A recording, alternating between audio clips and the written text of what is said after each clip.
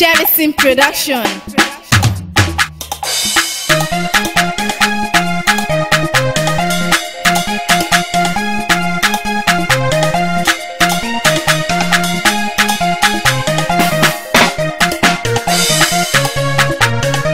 Seyi Makinde ló yẹ ká jíjọ dìbò fún, tọrọ mi tuntun tó wà lédè ìgbọ̀tún.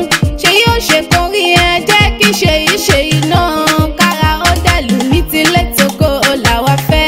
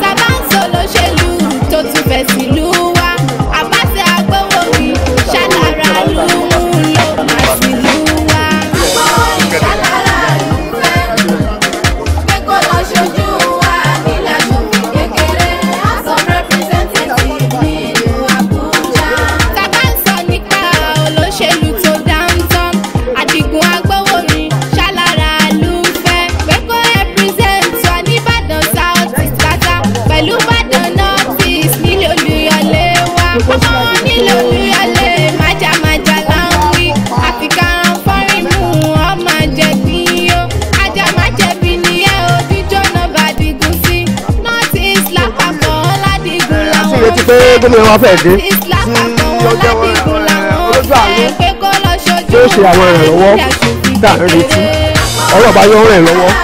wàyí àwa ṣèlérí wípé ìdìbò mẹ́rẹ̀ẹ̀rin tí ilé ìdìbò mẹ́rẹ̀ẹ̀rin ti bẹ ní zone 1B zone 6 alẹ́ wípé lágbára ọlọ́run níwọ̀n 6 yóò jẹ́ tí ọlọ́mọdé lónìí bí ààyè lèyí tí ẹ̀ ń lọ. a kíyèsí gbogbo àwọn ọlọ́rẹ́bù gbogbo àwọn sẹ́nẹ́tọ̀ wa àbáàsì agbóore àtàwọn tí wọ́n lọ sí federal rep gbogbo pátápátá. PDP Seyi ẹ̀dá. gómìnà ń bọ̀ a sì ti dúpẹ́ lọ́dọ̀ ọlọ́run máa wí pé gómìnà náà wá dé ní ó dé láàárọ̀ yìí adẹ̀ tí mo ń gbúrò rẹ̀ tẹ́lẹ̀ èyí ṣe àkọ́kọ́ gẹ́gẹ́ bẹ́ẹ̀ ti sọ nínú àwọn tí ń díje fúnpò gómìnà òun ni àkọ́kọ́ tí ó kọ̀ dé ààyè dáadé ládùúgbò tá a wà àdúgbò ọ̀múnlẹ̀ ayé rẹ̀ náà sì ti dáadé báyé tàwa náà ti dáadé láyé tiẹ̀ náà ti dáadé ọlọ́run fún ṣe o ọlọ́run fún ṣe ọlọ́run fún ṣe ọlọ́run rẹ̀ bá ní àwọn èèyàn àásọ̀kọ̀ rẹ̀ láṣẹ ọlọ́run ọ̀dájọ́ tẹ̀lú fara nílùú ìyẹn máa ti tó. ọ̀dájọ́ tẹ̀lú fara nílùú ìyẹn máa ti tó. òṣèlú ọ̀dájú nípìnlẹ̀ Ọ̀yọ́ bí máa ti dé. àsìkò tí wọ́n nílùú bàjẹ́ wọ́n fi àjẹlú. kò ṣiṣẹ́ fáwọn ọ̀gbẹ́ni jàgídíjàgan. ọ̀dájú ni wọ́n jẹ̀lú wọn fara nílùú. àsìkò tí wọ́n lé pípàlù iṣẹ́ òtútù. kí làṣeyọrí tí wọ́n ti ṣe nípìnlẹ̀ Ọ̀yọ́ obìnrin kí làṣeyọrí tí wọ́n ti ṣe nípìnlẹ̀ Ọ̀yọ́ àsìkò ọ̀tún ìgbà ọ̀tún Seyi Makinde omi tuntun ti rú ẹja tuntun Seyi Makinde Seyi táwọn yọ Makinde táwọn yọ ó yàtọ̀ táwọn ọ̀jẹ̀lú Seyi táwọn yọ ó yàtọ̀ táwọn yọ táwọn yọ ó yàtọ̀ táwọn yọ. nìkan ni wọ́n ti máa ń kóra wọn nínú àwọn ọmọ ẹgbẹ́ wọn ẹ lọ kọ́lẹ̀ wọn ò ní dìbò fún wọn torí pé àwọn ọ̀gá wọn nìkan ni wọ́n jẹ́ àwọn ọmọ ẹgbẹ́ ìwà ìrẹ̀lẹ̀ Seyi máa gbogbo kíra gbà fín ó ṣe fún nílé ṣe fàlejò ṣe fún mẹ̀kúnnù ọmọ Makinde ẹni ẹni àpọ́nlé Seyi Makinde lálàánú fún ìpínlẹ̀ Ọ̀yọ́ àsìkò Seyi nílùú Adẹ̀rọ̀ ará máa tẹ̀lú Seyi lágbà ó táwọn yọkọ̀ kí ṣọ̀jẹ̀lú apèsè iṣẹ́ fara ìlú máa dọ̀tún omi tuntun làwọn fẹ́ kìlú lè rojú tọmọdé tàgbà náà sọ pé Seyi làwọn fẹ́ lórí lẹ́lẹ́kọ̀ọ́ ẹ̀kọ́ ẹ̀jẹ̀ kí Seyi ṣe Seyi táwọn yọ Makinde táwọn yọ ó yàtọ̀ táwọn ọ̀jẹ̀lú. Seyi táwọn yọ ó yàtọ̀ táwọn ọ̀jẹ̀lú ó yàtọ̀ gidi gan ó yàtọ̀ táwọn ọ̀jẹ̀lú ó yàtọ̀ tó ń lọ ṣe jọba ó ṣe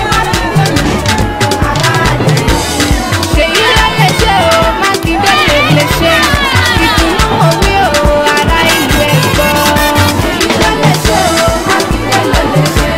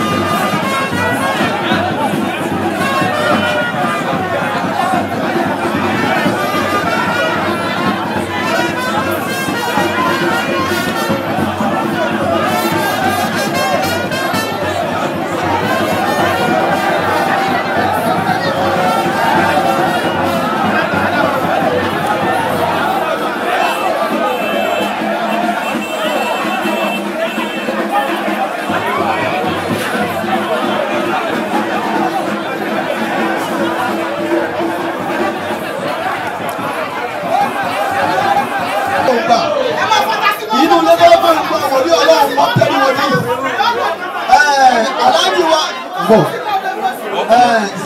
bá ń kọjú sí yìí ẹ̀tọ́ wọ̀nyí síwájú ọlọ́run ọlọ́run tó wọlé ànábì wa Muhammad Seyi Makinde ọlọ́run bá ní kàyí yẹ gbogbo sábà lè dín lọ́rọ̀ ọlọ́run bá ní agbádá lẹ́yìn kan náà dànù ọlọ́run àgbàlagbà níwájú ọlọ́run wọlé amúlẹ̀ níwájú ọlọ́run wọlé àbá adébọ́lú ọlọ́run wọlé àbá àkàlífà wájú ọlọ́run wọlé àbá amọ́gàjì ọlọ́run wọlé àwọn ọjọ́ ọlọ́run bá ní kàyí yẹ ọlọ́run sì ní lára àbánu ọ̀hún ẹ máa dà níyà الذين ينفقون في السراء والضراء رضي الله تعالى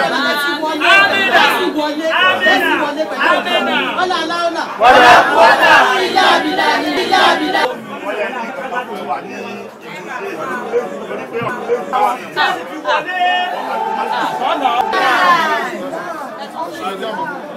gómìnà òun náà gbọ́dọ̀ lọ́wọ́ bá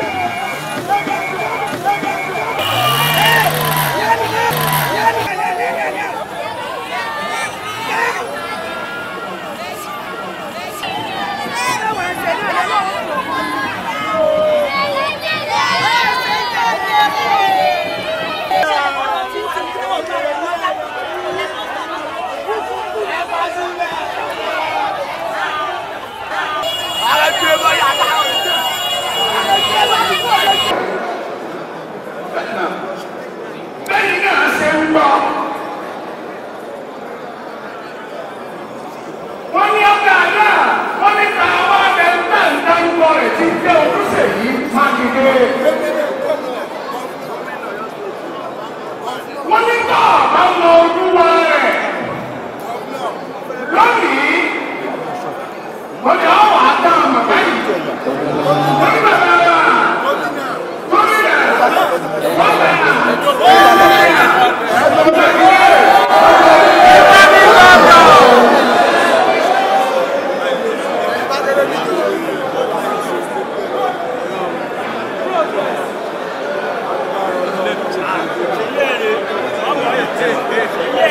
ọmọ Mákindé ìwé ti pọ̀ fọkànbalẹ̀.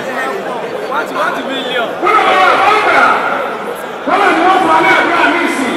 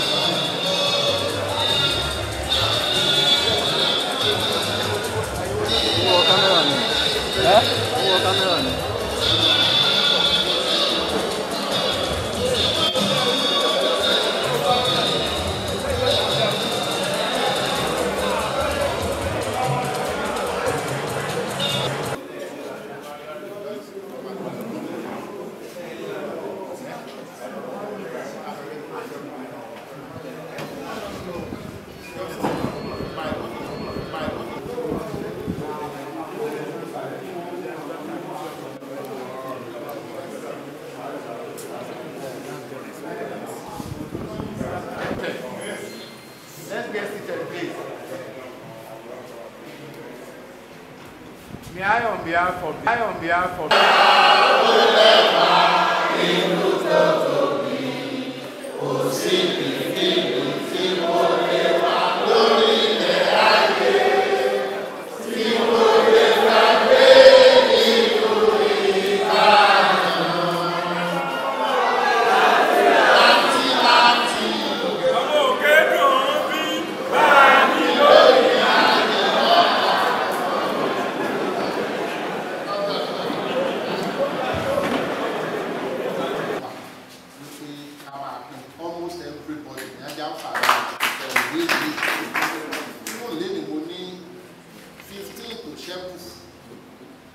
àwọn bàbá wa tí wọ́n bá tó wá sí mítìnì lẹ́yìn kí wọ́n fi àyájọ́ ọdún èdè tó wá sọ́dọ̀ wa kí wọ́n fi pín fún àwọn tí ó ṣẹ́kù. Kíní òpó lọ́tẹ̀ ń wò káàkiri tó sọ̀rọ̀ àǹtí ilé ìwé wọ́n sọ fún mi pé ẹni ni a lè Mákindé ló ṣe kí ni tó dé láti bí ọdún mẹ́rin sẹ́yìn Ìbàdàn week tí a máa ń ṣe káṣá sọ pé Engineer Seyi Makinde ló fọ́ǹdì in total. Ó ní mo ṣe sọ wípé ó tilẹ̀ jẹ́ wípé I belong to different political interests. We are all united in appreciating what Engineer Seyi Makinde has been doing for us. So our dear brother Amalori Gani, Olúwa ò ní jẹ́ kẹ́ ẹ ṣe lásán. Olúwa á mú yín dé èbúté ògo, and máa ń gbàdúrà tọ́lọ́mbà tó gbé victory náà dé kò ní ṣe ní death on the eve of victory. Mo fi yẹn rántí ti Audu ní Kogi, some years back. Gbogbo àwọn tán jábòrò mi tí wọ́n ń gbáko tí ìbò tán ń ṣe wàhálà ni mo máa ń gbàdúrà fún pé Ọlọ́run ní í ṣe wọ́n lẹ́lẹ́mì kúkúrú. Olúwa á jẹ́ kí wọ́n dé ibi tí wọ́n ń lọ. Ibikíbi tí wọ́n sì ń lọ náà, Ìbàdàn ò ní kábàámọ̀. Ọlọ́run jẹ́ kí wọ́n máa rántí Ìbàdàn. Gbogbo bẹ́ẹ̀ ṣe máa ṣe, Ọlọ́run ló máa bá wa fi ààbò rẹ̀ bò yín. So ìjókòó yìí gẹ́gẹ́ bí mo ṣe sọ, àwọn èèyàn mi kọ́mítì wọ́n ti wà láti béèrè ìbéèrè lọ́wọ́ yín. Ọ̀nà méjì la dẹ̀ pín sí. Nínú welcome speech tèmi náà fún yín, ẹ rí àwọn nǹkan tó jẹ wá lógún nìbàdàn tí ẹ lè dáhùn.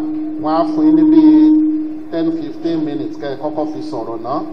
So ẹ bá wa sọ̀rọ̀ sí àwọn nǹkan tó ń kàn wá tó jẹ wá lógún. Tí n bá ní máa tú àṣírí ìbò, èyí tó ń dùn wá jù kan tó ń bẹ níbí ó ní wípé kí ló dé tí ẹ̀yin Ìbàdàn politicians wa tẹ́lẹ̀ unite ní ìsìn. Tó bá jẹ́ pé èèyàn election tó ń bọ̀ 9 yóò dọ́mọ Ìbàdàn. A máa wá dúró de ìbò Òkè Ògùn, ìbò Ògbómọ̀ṣọ́ kọ́mọ Ìbàdàn kó tó lè wọlé. Nígbà tó lọ́hùn tó gbé wa sí position tó yẹ kí ọmọ Ìbàdàn kó ní landslide victory. Mo fẹ́ kẹ́ ẹ take note ilé kan tẹ́ ẹ bá lè ṣe sí before or after kò ní òsì wa pé this political unity Ìbàdàn lónìí even láyé NPL tá control state bí ipá wà la wà níjọba ni. So gbogbo ilé ni a máa béèrè tiwa ní ìyẹn Engineer Seyi Makinde. Ṣùgbọ́n síbẹ̀ náà a ní duty sí àwọn aráàlú. Ó ní nǹkan tí a fẹ́ ṣe lénìí so that àwọn aráàlú mọ̀ pé ẹ kójú ẹ tó ṣe. Ọlọ́run á bá wa ṣe o. Lẹ́ẹ̀kan sí ẹ káàbọ̀.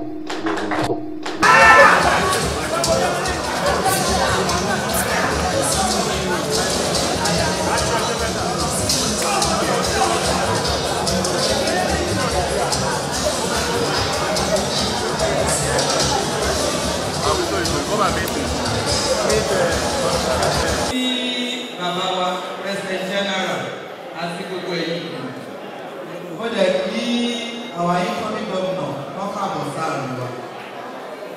Orúkọ tèmi ni Oyinlọlá Iṣọ́ àtàbí ẹ̀ka mìíràn, ìyá lọ́jọ́ ọ̀fẹ́ bàbá náà. Mo rò pé látàárọ̀ tẹ́ ti sọ̀rọ̀ mọ́ inú bá àwọn ọlọ́jà rárá. Àwọn ọlọ́jà dẹ̀ ṣe pàtàkì, àṣẹ kókó gan nínú ìlú. Even àwa là ń dìbò jù, gbogbo ẹnu ni mo fi sọ.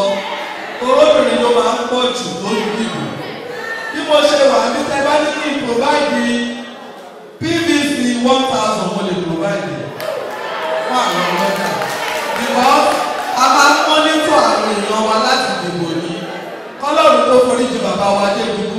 Èmi nìyá lọ́jọ́ ọ̀pọ̀ létí ní ayé bàbá dé dúdú.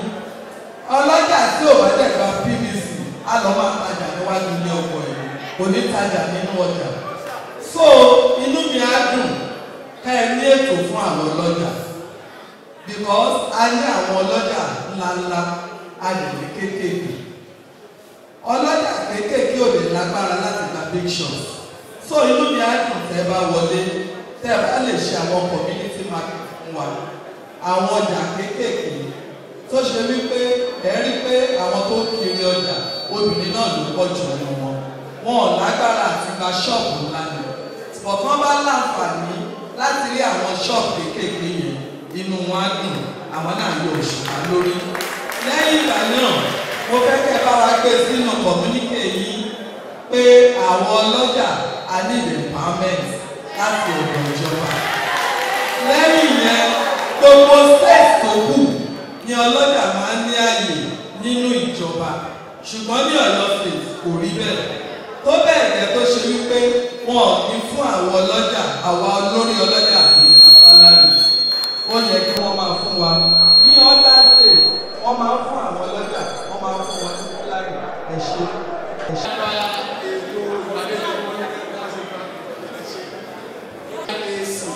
Okay. Láti Ìbàdàn yìí ní kúrò, ẹnjìnìà Tábìlì sọ̀rọ̀ ní mo kéjì àbá náà kága àjẹ́ńdà náà wọlé. Owó sílẹ̀, a máa jẹ́ káwọn ọmọ yẹn mọ̀, káwọn ọmọ yẹn á dẹ́mọ̀ wípé ẹni tó take care education àwọn ilé yìí. So, a máa ṣe ìyẹn, a lè máa ṣe gbogbo wọn náà hàn nígbà tá a bá ṣe ìgbàgbọ́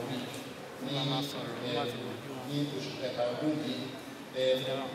Inú mi dùn láti fi kéde fún un pé lẹ́yìn owó tá a ti ní nílẹ̀ tó dé kí àwọn ọmọ mẹ́sàn-án yẹn ẹnìkan tún sẹ́yìn $1 million ní àná tí wọ́n sì education scholarship sí ti àwọn ọmọ Ìbàdàn bíi mẹ́ta mẹ́rin náà tó ti ń kóra wọn jọ wípé àgbà fi $1 million sílẹ̀ tí ò lágbára náà àti ní ẹni gbọ́dọ̀ láti sponsor àwọn ọmọ náà. Business of the day. Mo rò pé pápápá electoral committee tá a yàn àwọn méje la yàn ẹnìkan nínú wọn tó lò náà fẹ́ gbàgbó tí ń bò so àti ní láti excuse ẹ̀ àti wá fi ẹnjìnìà Musa Akéré láti dípò rẹ̀ so ẹnjìnìà Musa Akéré ṣó wà Musa Akéré. Àlejò wa pàtàkì lónìí onímọ̀ ẹ̀rọ Seyi Makinde tó tún jẹ́ ọmọ ẹgbẹ́ wa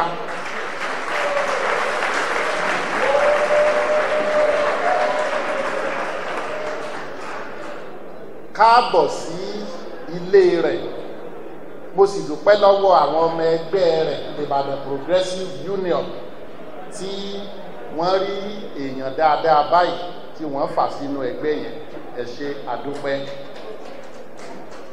Ìdí mẹ́rin ó ní ìpàdé wa ló dá lé lórí o ní tí kò tí mi ò ṣe fún ẹnìkan kan nínú àwọn tán ti wá sẹ́yìn rí.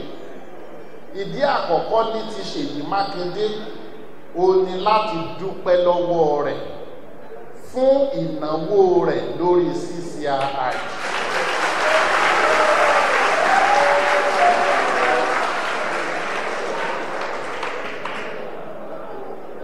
Ní orúkọ gbogbo Ìbàdàn ẹnjìnìà Seyi Makinde àmọ́ lóore o ẹ ṣé gan-an ni ẹ ṣé àdúpẹ́.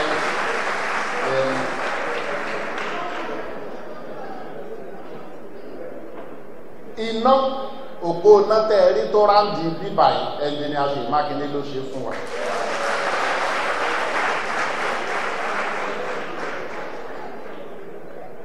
Ní ọdọọdún tá a bá ń ṣe Ìbàdàn week owó tí ẹnjìnìà Seyi Makinde máa ń fún wa tá a bá ti ẹ̀yẹ láti fi kún wà láìpò tó $1 million ká fi kún tí ó bẹ̀rẹ̀ ìgbà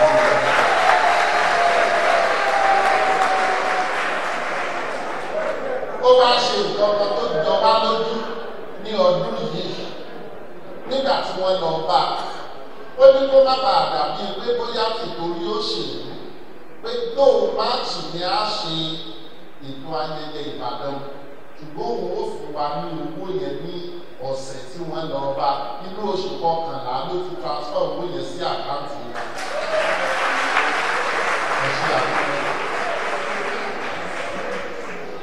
Ìdí kejì tí àwa fi péjọ ó ní láti fi ọ̀rọ̀ wérọ̀ pẹ̀lú ẹbí wa pé ṣé ẹni tó kú ojú òṣùwọ̀n láti ṣe gómìnà ìpínlẹ̀ Ọ̀yọ́.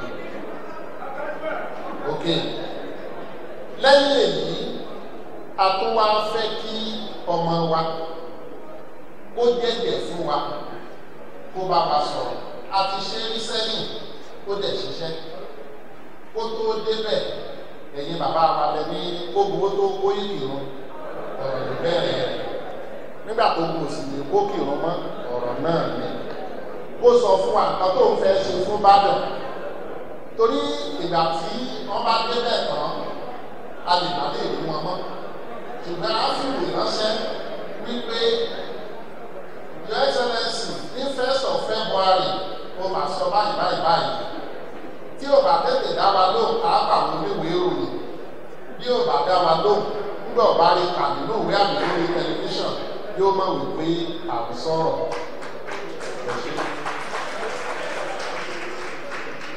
Mo fẹ́ kí a mọ̀ wípé ìpàdé yìí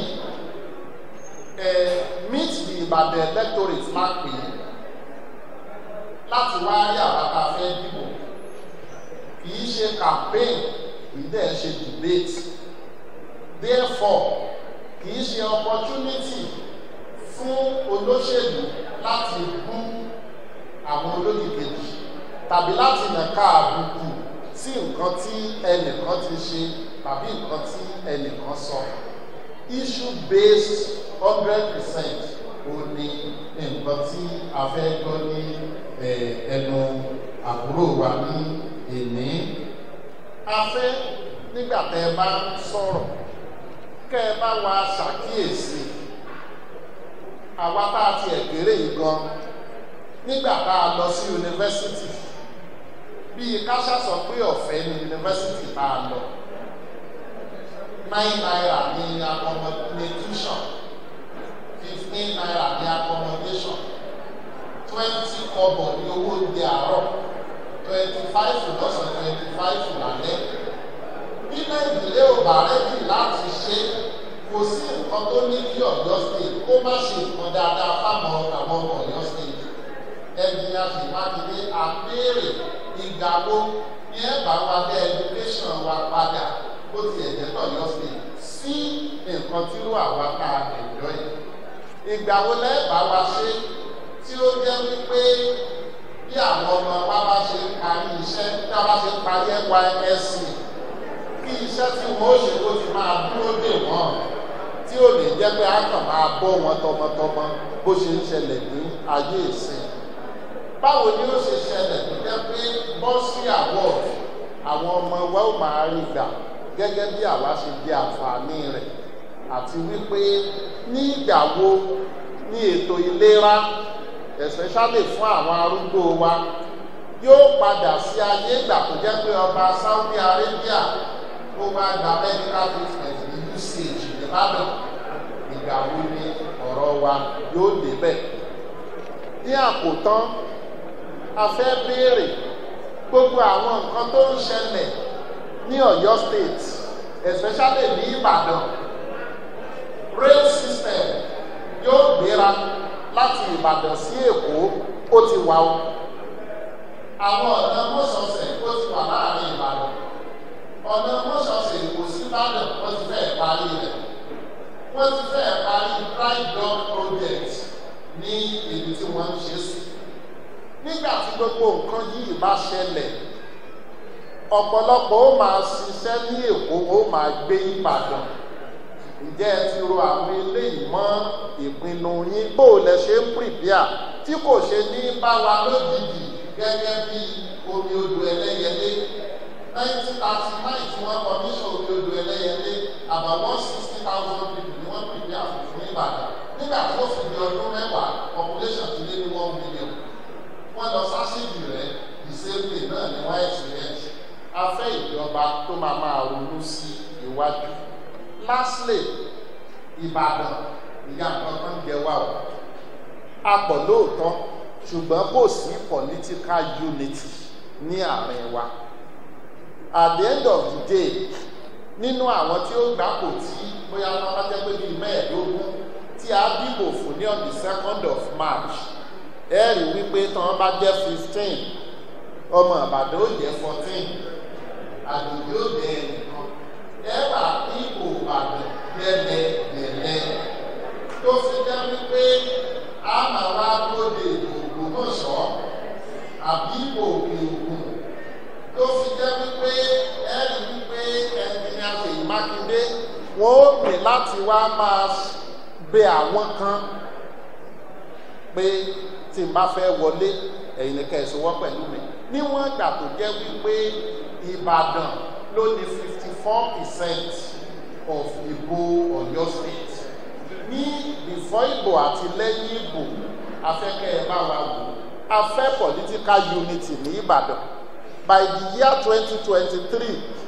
àfẹ́kójú ẹgbẹ́ méjì lọ péré tí ó jẹ́ pé ọmọ Ìbàdàn ni ó jẹ́ gọ́fúnà ọbẹ̀ so that anywhere tó bá bì sí ẹ̀ ní láti ṣe wàhálà jù kó tó di pé a ní clear governor in Ọ̀yọ́ state lẹ́ẹ̀kan sí akíndínláàbọ̀ ẹ̀ṣẹ̀.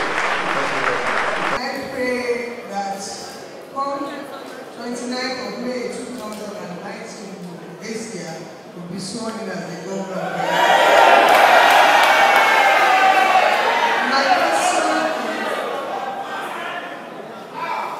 My question is, this term, even the term past, women have been rendered useless in the state. It's as if we don't have intelligent women.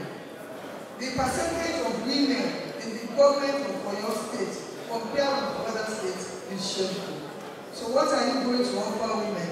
Nǹkan tí mo sọ ní pé wọ́n ti àwọn obìnrin Oyo State of all the states in the federation àwa nìkan láti ní opportunity pé kóbìnrin jẹ́ the governor and the deputy governor. Bẹ̀rẹ̀ tó bá lọ 2 times ẹ̀tọ́ lágbára náà obìnrin wà gbà lọ́wọ́ ẹ̀. So ilé fẹ́ ṣe láti bring level obìnrin up the normal percentage in Nigerian office to recommend is as if Oyo State is not part of it. So what are you going to do for all women so that women can have at least 33% of them? At the Central Council of Ability for the dual purpose of assisting the candidates to reach out to the people and at the same time give all of us the unique opportunity of knowing these candidates and know who among them should have our votes. On behalf of the President General, Chief Yemi Sholade, the Executive Committee of the CCII, the Planning Committee, and indeed all Ibadan sons and daughters at home and diaspora, I sincerely welcome to Ibadan House today Engineer Seyi Makinde. Please welcome to the podium, please. Please, podium.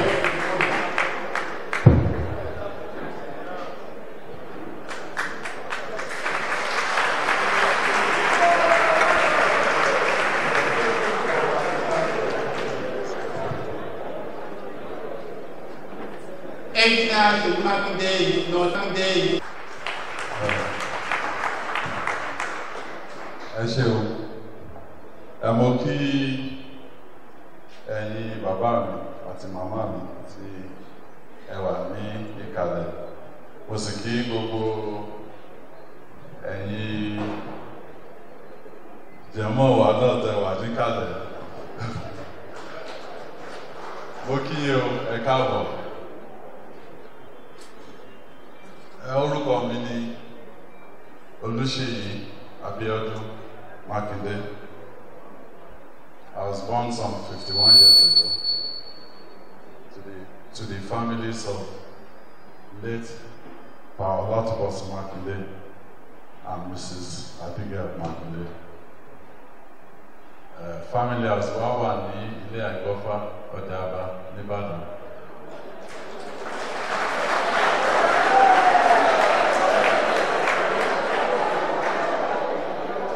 Oko wa sì wà ní Ajia on our local government area.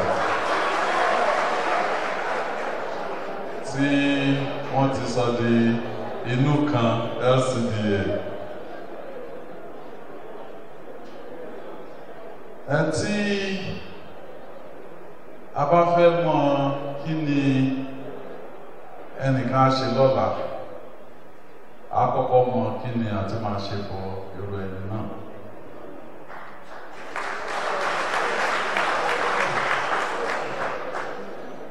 Ibadan, and Oyo State in particular, will always be on my mind because I grew up here. They gave me free education. I was at Bishop Phillips Academy in Wuro, Ibadan. Between 1980 and 85. Prior to that, I was at St. Paul's Primary School, Yemetu, Ibadan. At Bishop Phillips Academy, I was given textbooks, I was given notebooks, and my parents did not pay a dime for me to enjoy quality education. Interestingly, at that particular time in our educational history was when they did not ask us to go through common entrance. Everybody in primary 6 went straight to secondary school. So admission in that particular year was times 10 of what it used to be. Because as soon as the UPN won their election in 1979, and people knew that one of the cardinal programs for them was free education. Mechanics, farmers that are at least still before 18 years old, they withdrew from those trades and they came and registered for primary 6, and they all went with us. My classmates were about 6-7 years older than me, and they were either bus conductors, drivers, and farmers when I got in. But the government of the day, they coped very well. Some people did the planning, and they didn't bring people from anywhere around the world. Oyo State people did the planning, and I am a living example of that era. And to the glory of God, that free education was a success because I am a success.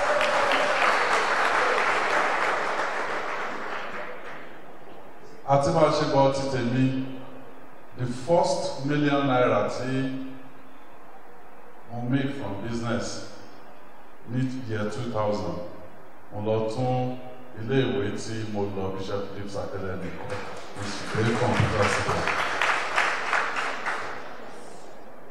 Àti ọdún 2006 ni mo ti ń fún àwọn akẹ́kọ̀ọ́ ìpínlẹ̀ Ọ̀yọ́ ní bursaries àti scholarship.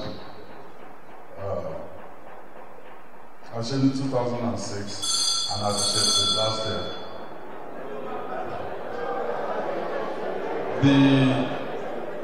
Now CCII in particular, one approached me in 2013 for Ibadan week celebration. 2013, I gave them 10 million naira.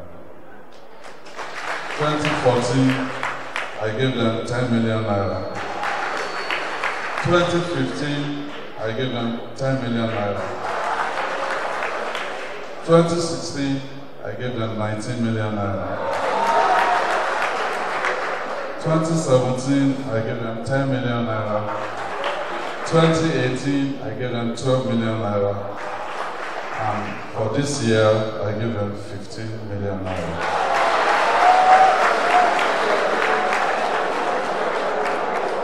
Total for CCII over this past 6 years, I have invested 86 million naira. That is to show my commitment to the development of Ibadan land. When I came here a couple of years back, I saw that this place needed to be repainted and we did the painting. We put electricity in here, and we put street lights in there. Now going to the Ibadan agenda, that is the past. Now looking forward, what do I want to do for Ibadan and for Oyo State, and why do I want to be the governor of Oyo State? First, the major challenge that we're faced with right now is the issue of poverty. And to tackle poverty, we have to bring our economy up. I did not come from a rich or well-to-do family or background. My father, Seyi Makinde, was a primary school teacher. He attended St. Luke's College in Ibadan, and I still interact with some of his classmates from St. Luke's up till today. So I was able to break the yoke of poverty for myself personally, and I believe I can do it on a wider scale for Oyo State.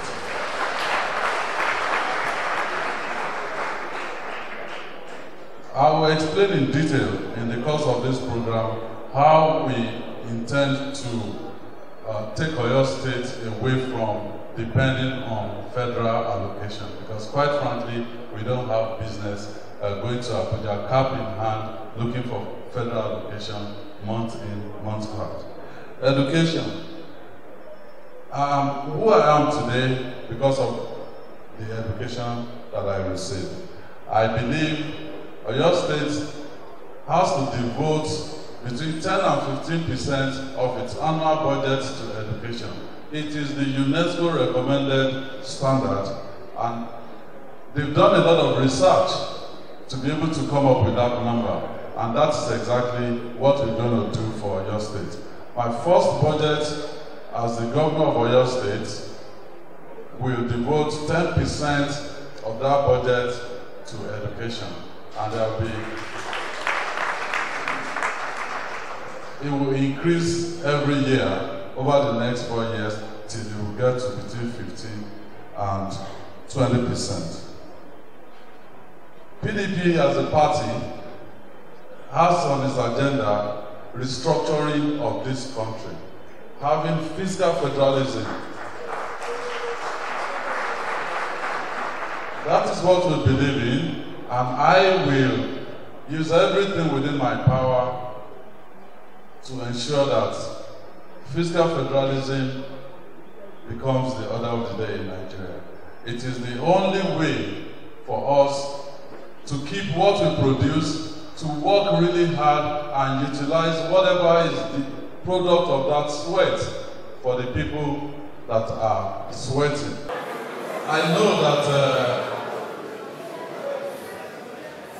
women are more, when you talk in terms of people participating in politics.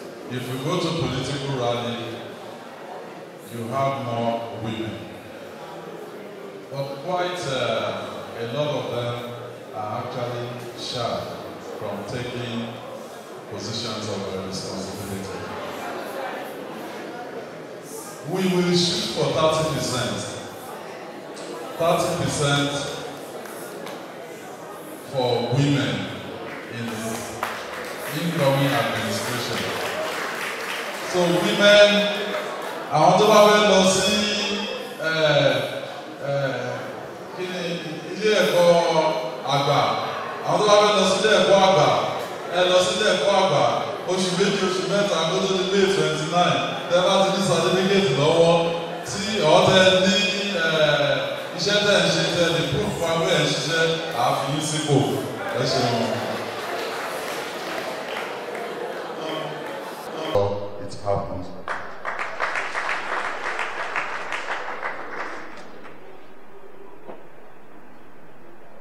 On civil servants, because he said, I think there's a permanent secretary here, and there's also a guru of civil servants. A retired head of service. A retired head of service. I believe that anyone that works should deserve its wages. It is an injunction from God. For Oyo State workers, they will get their salaries as at when due.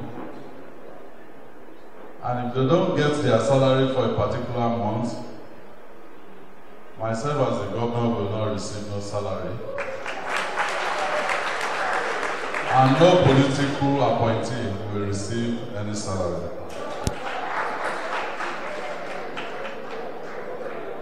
Finally,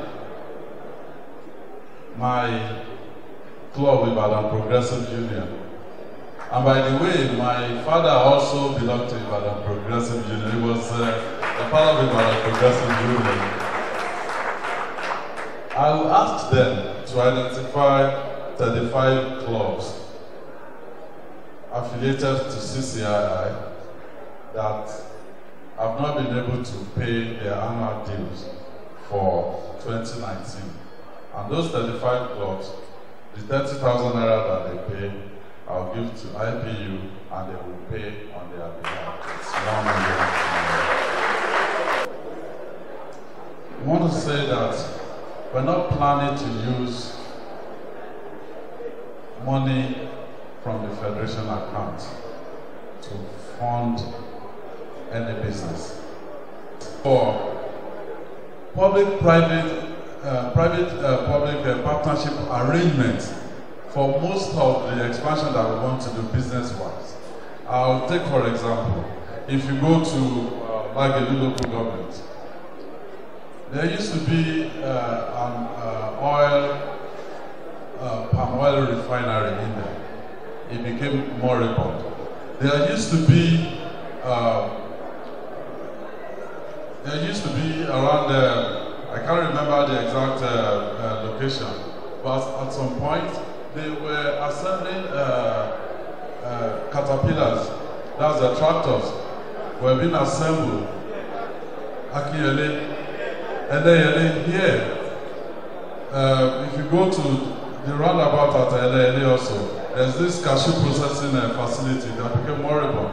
While I was at Bishop Phillips Academy, every morning I see, Indians and foreigners going towards Leland at Wofu. They were making trucks, Leland trucks in those places. If you go to very close to, if you're going towards the Lagos, behind Leeds City University, it used to be an industrial layout. Ansel, the company that my father worked for before he retired, used to have a feed making factory in there. All of this we need to bring back. It doesn't need government to put its own money. What you require is the conducive atmosphere to allow people to bring in the money, to get all of this venture going. So, people are going to bring in their money into Oyo State. Once you provide a conducive atmosphere, and once they see somebody who can speak their language, I speak their language, I can sit with investors, I know what they're looking for because I am one. I have invested in 5 continents of the world. So I know what it is. If I need to bring my money, what do I expect? And that's exactly how we're going to get money for. And I know that this is being recorded. President General Sokwe, they will revisit this. If some of these things that I'm saying, if I refuse to do it, they will still come to the open. One of the things that I will pursue with vigor as the governor of Oyo State is to ensure the completion of Olubadan's palace within 1 year in office. Also, this is really impressive. You have people here, you have our best brains here, but what contribution, what recognition do they give this assemblage in government? Nothing. It's advisory. So what I will do as the governor is all President General of Cultural Associations of notable towns will be recognized and they will be given roles in government. Ilẹ̀ Ìbàdàn. Ẹ̀rẹ̀ èmi náà wọ́n ti tajà rí ní 78 àwọn tó bá ń lọ sí Adé Ọ̀yọ́ hospital because màmá tó bí èmi telephone operator ní iṣẹ́ tí wọ́n ń ṣe. Tẹ́ bá ti wọnú Adé Ọ̀yọ́ hospital to your right rí building tí telephone operator tó máa ń dúró sí. Èmi ni mo máa ń lọ gba búrẹ́dì ní Tidbit bakery ní Fagamina. From ibẹ̀ máa wá gbé sí ẹgbẹ́ telephone room wọn. Ibẹ̀ ni mo ti máa ń ta bread 78, 79. So mo mọ tí àtàjèrè tó túmọ̀ sí. Tí a bá ti fix economy Ọ̀yọ́ state tó wà ní àpò àwọn èèyàn wọ́n wá sí ọjà wa àwọn ìyálọ́jà àti babalọ́jà wa wọ́n sì bẹ̀rẹ̀ sí máa ta àtàjèrè. Lórí nǹkan tí ẹ bèrè, yes, ìjọba need the empowerment. Wọ́n ní láti ṣe empowerment fún àwọn ọlọ́jà wa special intervention ni. Tá bá wo iye tí wọ́n ń ta cassava ń sìn, owó yẹn ti já wá sílẹ̀. Ní ìgbà tó ti kọjá wọ́n lo commodity boards láti streamline price shocks. Kò sí irú ẹ̀ ń sìn. So it's not wípé nǹkan tí ó wà known to economy ni. Ìgbà táwọn airlines ní bọ́ sínú problem wọ́n fún wọn bail out. Àwọn banks bọ́ sínú problem wọ́n fún wọn bail out. So for àwọn ìyálọ́jà àti babalọ́jà wa náà, ìjọba tí àwa ṣe àfi lówó nírọ̀rùn láti jẹ́ kí ọjà yín kó máa tà kó lọ sókè sí. Well, thank you so much,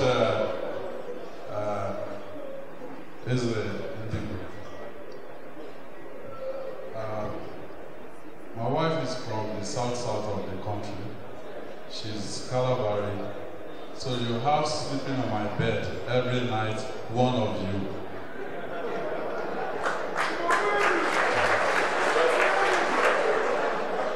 So if I forget anything that